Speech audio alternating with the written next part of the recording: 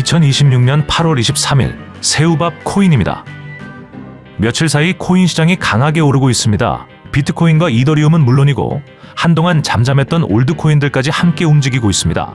지금이 새로운 상승장의 시작이라는 의견도 있고 강한 반등 뒤 다시 꺾일 거라는 의견도 있습니다. 그런데 바로 이 시점에 솔라나는 중요한 거버넌스 투표의 끝을 앞두고 있습니다. 하루 소각량을 크게 늘리고 앞으로 새로 찍히는 솔라나의 증가 속도까지 낮추는 공급구조 개편입니다. 현재 솔라나가 하루에 소각하는 물량은 약 650개, 제한이 통과되고 최종 단계까지 적용되면 하루 7,500개에서 9,000개 수준까지 늘어날 수 있습니다. 약 12배에서 14배입니다. 그런데 여기에는 빠진 숫자가 하나 있습니다. 현재 솔라나는 하루 약 6만 개를 새로 발행합니다. 9,000개를 태워도 6만 개를 찍습니다. 소각량이 14배 늘어난다고 바로 디플레이션 코인이 되는 건 아닙니다. 그렇다고 이 제한이 의미 없다는 뜻도 아닙니다. 오히려 지금처럼 시장 전체가 올라가는 상황에서는 의미가 조금 달라집니다.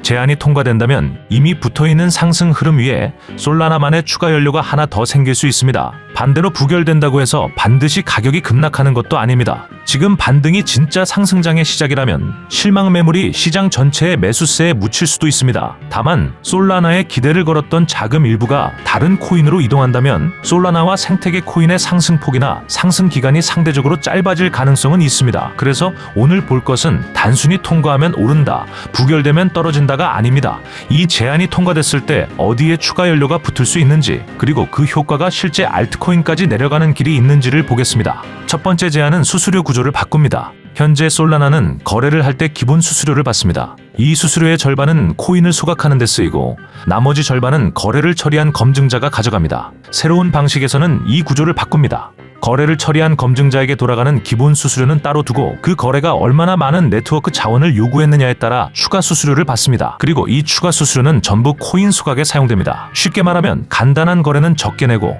복잡하고 무거운 거래는 더 많이 내는 구조로 바뀌는 겁니다. 여기서 중요한 건 실제로 자원을 얼마나 썼느냐보다 처음부터 얼마나 많은 자원을 필요하다고 요청했느냐입니다. 필요 이상으로 많은 자원을 잡아두던 서비스는 앞으로 비용이 더 늘어날 수 있습니다. 이 제도가 단계적으로 적용되면 현재 하루 약 650개 수준인 솔라나 소각량이 최종적으로 7,500개에서 9,000개 수준까지 늘어날 것으로 예상됩니다. 반대로 모든 거래가 비싸지는 것은 아닙니다. 간단한 거래는 오히려 비용이 줄어들 수 있고 여러 단계를 거치거나 많은 연산이 필요한 복잡한 거래는 비용이 크게 늘어날 수 있습니다.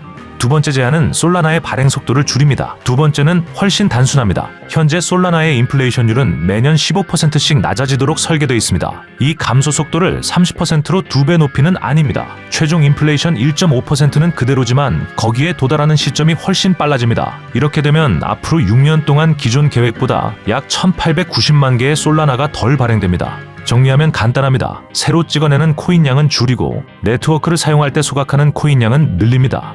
여기서 한 가지는 반드시 짚어야 합니다. 아직 통과된 제한이 아닙니다. 솔라나는 이미 비슷한 경험이 있습니다. 2025년 인플레이션 구조를 바꾸려던 투표에서 찬성은 43.6%에 그쳤습니다. 통과선 66.67%에 미치지 못하면서 부결되었습니다. 규모가 작은 검증자들이 보상 감소가 수익성을 악화시킬 수 있다며 반대한 영향이 컸습니다. 이번에도 비슷한 논쟁이 있습니다. 두 번째 제한은 스테이킹 보상을 더 빠르게 줄입니다. 첫 번째 제한은 일부 검증자의 기본 수수료 수익까지 낮출 수 있습니다. 큰 검증자에게는 감당 가능한 변화일 수 있지만 작은 검증자 입장에서는 생존 문제일 수 있습니다. 그래서 아직 소각량 14배 증가가 확정됐다고 보면 안 됩니다. 이제 오늘의 핵심인 솔라나 생태계의 수혜 코인을 알아보겠습니다. 그런데 소각되는 건 전부 솔라나입니다. 레이디움도 아니고 펌프펀도 아니고 주피터도 아닙니다. 그렇다면 왜 생태계 알트들이 수혜주로 거론될까요? 길은 크게 3개입니다. 첫 번째, 상승장에 추가 연료가 붙는 길. 시장 전체가 계속 오르고 솔라나까지 강세가 이어질 경우 온체인 활동이 늘고 그 활동을 실제 자기 토큰의 매수로 연결하는 프로젝트들이 있습니다. 두 번째, 수수료 구조가 직접 바뀌는 길. 새로운 과금 방식이 각 서비스의 비용 구조를 실제로 바꿉니다. 세 번째, 스테이킹 수익률 하락에 따른 자본 이동. 솔라나를 그냥 스테이킹하는 수익률이 내려가면 대출이나 루핑 같은 디파이 전략의 상대적인 매력이 높아질 수 있습니다. 그리고 이 세 길은 서로 성격이 다릅니다. 첫 번째 길, 상승장에 추가 연료가 붙는 곳. 먼저 가장 많은 종목이 들어가는 길입니다. 시장 상승이 계속됩니다. 솔라나도 강해집니다. 그러면 솔라나 안에서 코인을 사고 팔고 새로운 토큰을 만들고 유동성을 공급하는 활동도 함께 늘어날 가능성이 높습니다. 그리고 그 거래가 실제로 지나가는 곳들이 있습니다. 먼저 레이디움입니다. 레이디움은 솔라나를 대표하는 탈중앙화 거래소 DEX 중 하나입니다.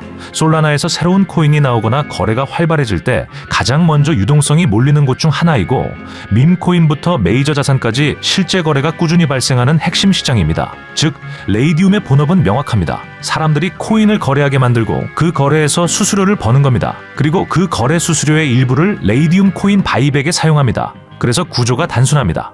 솔라나 거래량이 늘어난다. 레이디움이 더 많은 수수료를 번다. 그리고 그 수익 일부가 레이디움 매수로 연결된다. 단순히 바이백만 있는 게 아니라 바이백에 들어갈 돈을 만들어내는 본업 자체가 이미 돌아가고 있다는 점이 중요합니다. 다음은 펌프펀입니다. 펌프펀은 역할이 조금 다릅니다. 레이디움이 이미 만들어진 코인을 거래하는 시장이라면 펌프펀은 아예 새로운 코인을 만들어내고 거래가 시작되는 입구를 장악한 플랫폼에 가깝습니다. 특히 솔라나 밈코인 시장에서는 신규 토큰 발행과 초기 거래 활동이 펌프펀을 중심으로 움직여왔습니다. 그래서 시장이 강해지고 투기 수요가 살아날수록 펌프펀의 본업도 강해질 가능성이 큽니다. 새로운 코인이 더 많이 만들어지고 더 많은 사람이 사고 팔고 그 과정에서 수수료가 발생합니다. 그리고 펌프펀은 프로토콜 수익의 절반을 펌프펀 코인 매수와 소각에 사용합니다. 즉, 밈코인 시장 활성화, 펌프펀 매출 증가, 펌프펀 코인 매수 소각이라는 구조입니다. 다만 첫 번째 제한 자체만 보면 펌프펀은 무조건적인 수혜자는 아닙니다. 연산 자원을 많이 요구하는 일부 거래는 비용이 올라갈 수 있기 때문입니다. 그래서 펌프펀은 거버넌스 제한의 직접 수혜주라기보다 솔라나 밈코인 시장의 투기 활동이 강해질수록 본업과 토큰 환류가 동시에 강해지는 고베타 종목에 가깝습니다. 다음은 오르카입니다. 오르카도 솔라나의 대표적인 DEX입니다. 레이디움과 마찬가지로 사용자들이 직접 토큰을 교환하고 유동성을 공급하는 거래소입니다. 특히 오르카는 메이저 자산과 스테이블 코인 같은 비교적 안정적인 거래에서도 오랫동안 사용되어 온 DEX입니다. 즉, 오르카 역시 단순히 토큰만 있는 프로젝트가 아니라 실제로 거래량을 만들고 수수료를 벌어들이는 사업이 먼저 존재합니다. 그리고 올해는 그 수익을 토큰으로 연결하는 구조까지 강화했습니다. 프로토콜 수수료 수익으로 오르카를 시장에서 매수하고 매수한 물량은 보상으로 돌려줍니다. 다음은 주피터입니다. 주피터는 앞에 두 DEX와 역할이 다릅니다. 주피터는 직접 하나의 거래소만 운영하는 게 아니라 솔라나에 있는 여러 DEX를 비교해서 사용자에게 가장 좋은 거래 경로를 찾아주는 애그리게이터입니다. 쉽게 말하면 레이디움과 오르카 같은 여러 거래소를 한꺼번에 뒤져서 어디에서 사야 가장 싸고 어떤 경로로 거래해야 가장 유리한지를 찾아주는 역할입니다.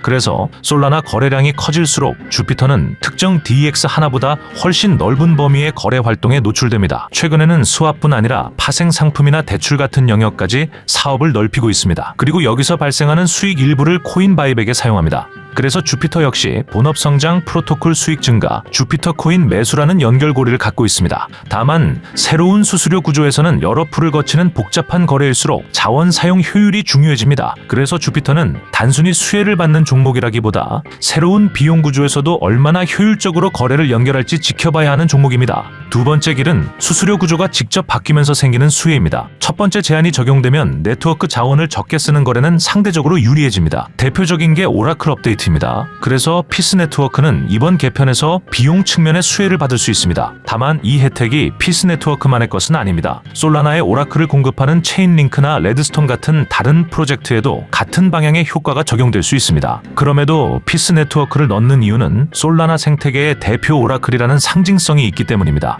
즉, 독점적인 수혜는 아니지만 이번 수수료 개편이 오라클 비용을 낮추는 방향으로 작용한다면 피스 네트워크가 가장 먼저 수혜주로 인식될 가능성이 높다고 볼 수 있습니다. 세 번째 길은 솔라나 스테이킹 수익률이 더 빨리 낮아지면서 생기는 변화입니다. 여기서는 지토와 카미노가 서로 다른 방식으로 영향을 받을 수 있습니다. 먼저 지토입니다. 스테이킹 보상이 줄어들면 검증자들은 다른 수익원을 더 중요하게 보게 됩니다. 대표적인 게 거래 순서를 잘 배치해서 얻는 추가 수익입니다. 쉽게 말하면 같은 블록 안에서도 어떤 거래를 먼저 처리하느냐에 따라 추가로 돈을 벌 수 있는데 솔라나에서 이 시장의 핵심 인프라가 지토입니다. 그래서 스테이킹 보상이 줄수록 이런 추가 수익의 상대적인 중요도가 커질 수 있습니다. 최근에는 지토도 네트워크 수익을 바이백과 소각으로 연결하는 구조를 강화하고 있습니다. 다음은 카미노입니다. 카미노는 다른 방향입니다. 솔라나를 스테이킹해서 받는 수익률이 낮아지면 대출이나 루핑 같은 디파이 전략의 상대적인 매력이 높아질 수 있습니다. 즉, 스테이킹 수익률 하락, 디파이 상대 매력 상승, 카미노 이용 증가라는 흐름입니다. 다만 카미노는 토큰 가치로 연결되는 구조가 아직 약하다는 게 단점입니다. 정리하겠습니다. 지금 코인 시장이 크게 요동치고 있습니다. 이런 상황에서 결국 이번 투표에서 볼 것은 제안이 통과했을 때 어떤 프로젝트에 추가 연료가 붙고 어떤 프로젝트에 그 연료가 코인까지 도착할지입니다. 그리고 가격은 이미 먼저 움직였습니다. 이제부터는 상승을 따라가는 게 아니라 그 상승을 오래 끌고 갈 구조가 실제로 있는지를 확인할 차례입니다. 오늘 준비한 얘기는 여기까지입니다. 구독과 좋아요 부탁드립니다. 알트코인에 대한 모든 것, 새우밥 코인.